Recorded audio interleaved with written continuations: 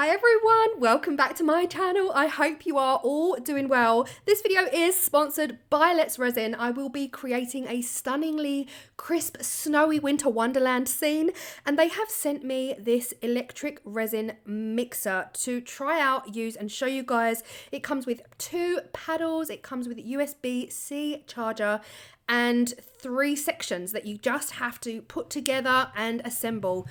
I'm not gonna lie, guys, I didn't read the instructions. I just put it together. It was quite straightforward and visually really simple. So you clip the holder on to the base. This dial here is the height adjustment. You can bring up the top and bring it back down again. And this is the motor, I guess, the unit that you charge in order to spin your paddles. It has the USB-C charger in the side, and then it's got the different speed sections as well. Sections, guys! It's got the different speed setting buttons on the side as well. Now, I just wanted to test it out because I'm using huge cups here. I'm using the giant 800ml capacity cups from Let's Resin. And the reason I wanted to do this is because I thought if I'm going to use this machine, I'm going to want to use it with a huge amount of resin so that it saves my hands, quite frankly. And I've got a lot of resin to pour in today's video, and today alone, I'm filming quite a lot. So I figured, hey, we'll put it to the test and see if it does a huge amount of resin. So I've sat it in the cup sits on the base, and then you just hook in the unit with the paddle on it and press go. At first I was nervous because I thought, you know, I've not seen this used with a giant cup before, and I didn't know if the machine could handle it, but I set it off to one side. I could then crack on, plan exactly what I needed, and then not have to worry about mixing my resin. Now, the one thing I will say is I have seen Wendy from Toonfish Crafts using this mixing paddle. She usually uses it with smaller cups, but equally she does inform us that we do need to still scrape the sides. The paddle is not going around scraping the bottom of the cup, scraping the sides of the cups, and that is so important to make sure that part A and B are fully mixed together. So I let it run for about 5 minutes. It did a great job, and then I scraped the sides for 2. This mould, I will link everything below. These moulds are from Moulds and Shapes. The plan for this project was to use a section of this door frame, the wreath door holder mould from Moulds and Shapes, but then transfer it into a larger mould. That is what I need the majority of this resin for. So fully inspired by Petra Gerbracht, I'm going for a dark blue snowy background. I'm using the glass cast dark block blue, stunning blue, for a night sky. Again, these are from Glass Cast. None of this is sponsored. I bought these myself.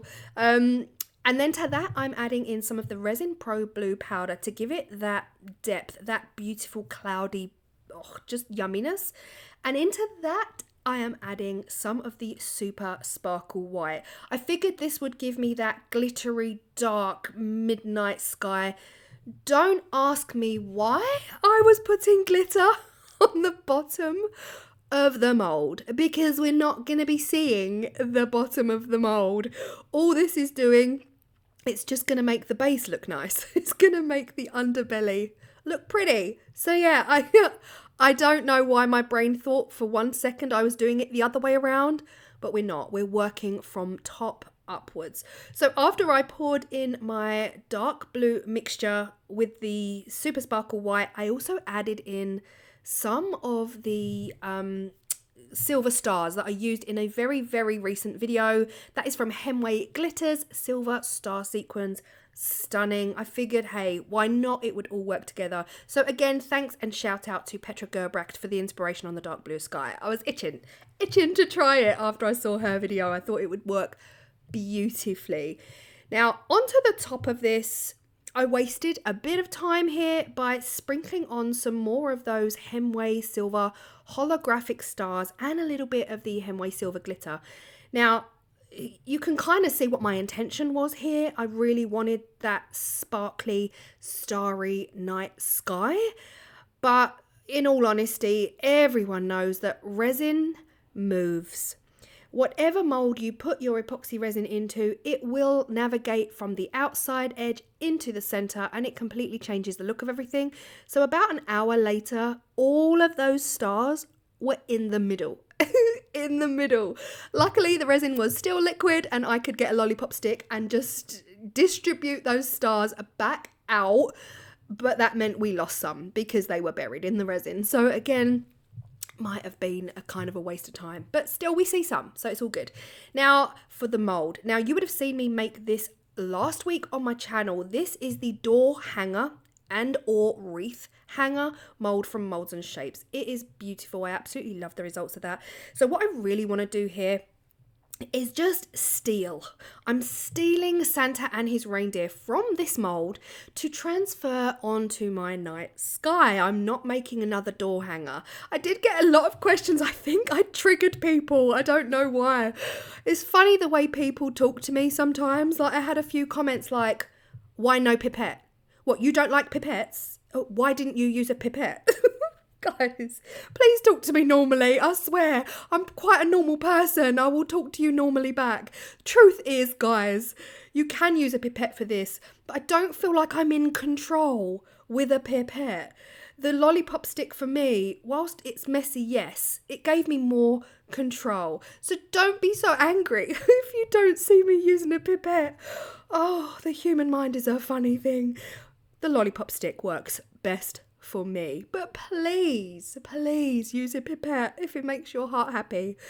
Okay, you saw me there use my heat gun and you saw what a difference it makes in tidying up those neat edges. So 24 hours later, I ran something through my Cricut. Oh guys, wait until you see this absolute beautiful winter wonderland scene that I have got from the Cricut design space, and I cut it out on my Cricut and oh my goodness, I am obsessed with it. This demolded like a dream.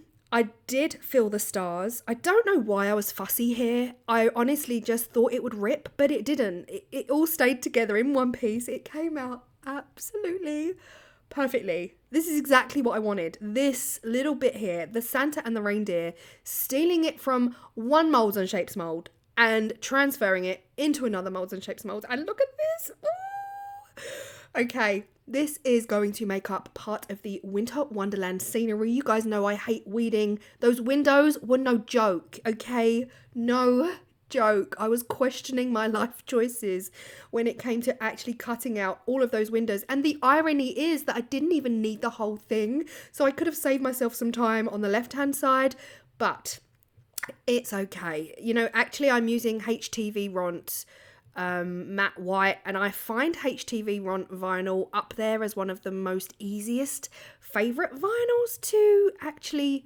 weed. I prefer HTV Ront vinyl to Cricut branded vinyl. I'm not a fan of the Cricut branded vinyl. And I'm also using the Tech Wrap transfer tape. Guys, I've got none left. These were my last dregs. You can see it's all in sections.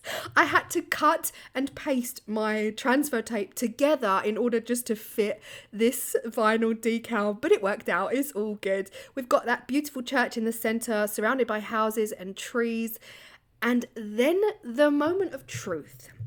This is where I suddenly became not happy. Now, I don't know if it's coming across on camera, but Santa and his reindeer, I used the Vista White pigment, which is very, very white, but not as white as, I didn't realize there was so many different whites, guys, but not as white as the vinyl. So at this point, I wasn't happy. I was happy with the design choice. I was happy with my what I was doing. I knew I still wanted Santa, but it was cream compared to the white vinyl. So I decided to go in and use my Deco Color silver pen. I did actually put this to my patrons, so I am so sorry, patrons, but I don't know what happened with that post. I asked all of my patrons if I should just use vinyl, forget about Santa and the reindeer from the other mold and just go ahead and use white Cricut vinyl. And the majority of them had said yes, but I'd stuck this down by the time I went back to read the results. And I am so sorry, guys. I usually go with the majority vote and the majority rules in my Patreon. But But whatever happened this day, I don't know if there was a delay in responses or whether I just kept checking and there was nothing. And I was like, oh my gosh, everyone must be busy. What do I do? So I went ahead and used my silver pen. And when I went downstairs, the Wi-Fi must have just, I don't know, guys, because all of a sudden I had all of these responses saying, yeah, use vinyl. And I was like, So yeah, patrons, thank you so much for your advice. I kind of wish I did, and I am so sorry that I did not go with the majority rule. I do usually. So guys, I'd run out of transfer tape, so I decided to grab some of the blue-green resin tape. Worked a dream, like an actual dream. So yeah, that was a revelation. I'm sure that majority of you guys have been doing that method for years, but it was new to me. As for the gap at the bottom, so you saw me use my gyro cut tool to cut around the bottom edge of the trees just to make sure it fit inside the mold. I didn't want to cut too close to the silicone mold for obvious reasons. I didn't want to hurt the mold. That left a blue line at the bottom, and we don't want that. We want snow. So I'm using my white acrylic pen teamed in with some blue acrylic pen just to cover that gap, I guess, and create some snowy, bluey, icy, watery effect at the bottom to just give it some depth, make it look hilly, and cover up the blue resin at the bottom of the mold. This worked great. I literally just used some acrylic pen and grabbed my lollipop stick, smushed it all around with the lollipop stick to make sure that it was all blended, and Bob's your uncle. It was a cool result. So "'Twas the Night Before Christmas" is the other vinyl cricket that you saw me put at the top.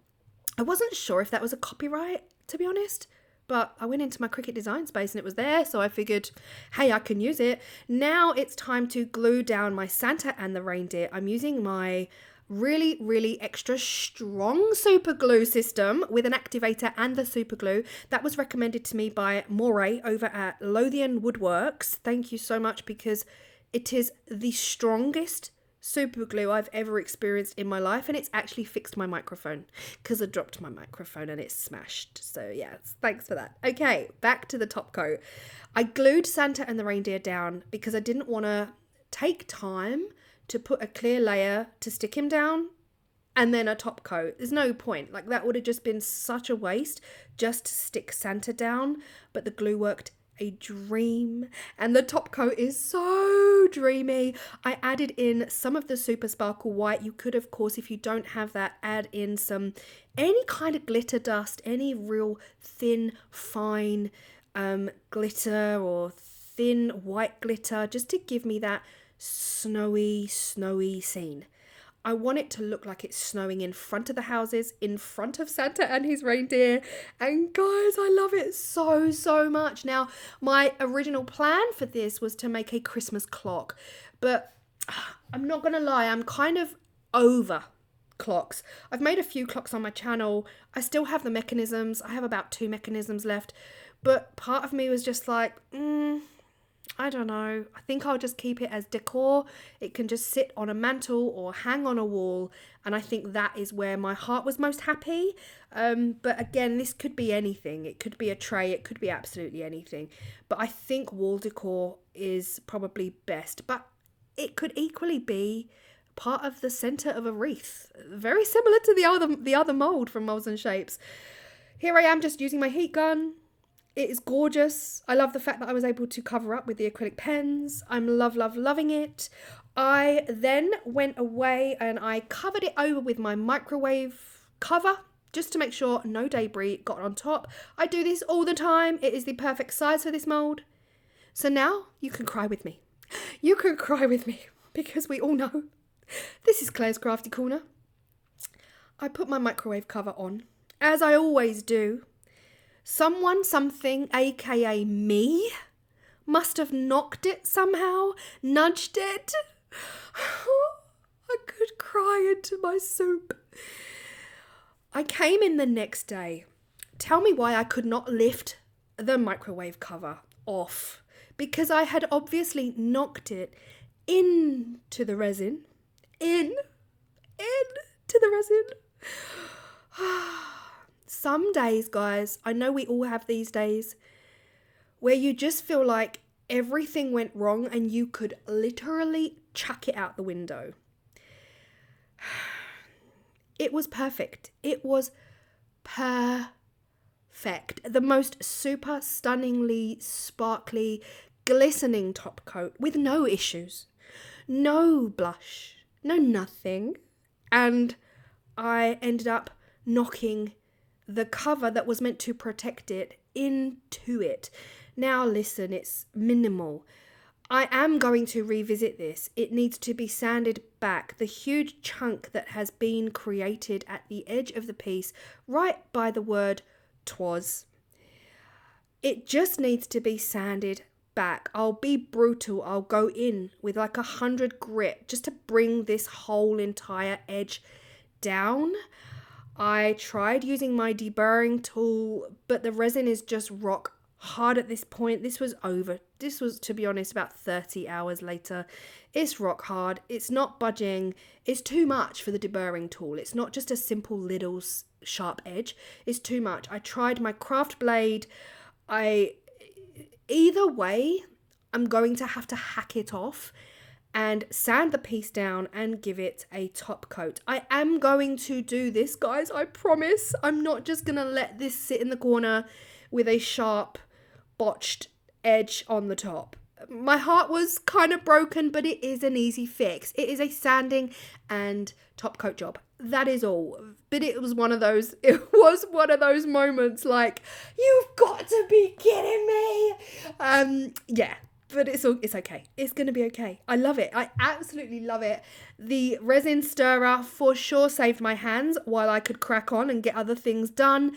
Definitely still had to scrape the sides of the cup and the bottom of the cup. But for a tool, I think it's a really nifty, handy dandy tool.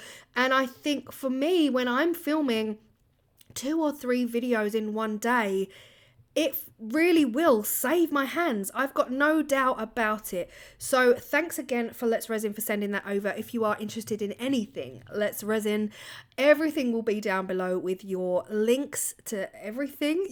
Discount code is all down there as well. So again, thanks so much if you have stayed this long. I appreciate you all. And yeah, I hope you understand the frustration was real on this one, but the results are stunning. Thanks to Molds and Shapes for your molds and everyone else for being here. I will see you all in the next video. Bye.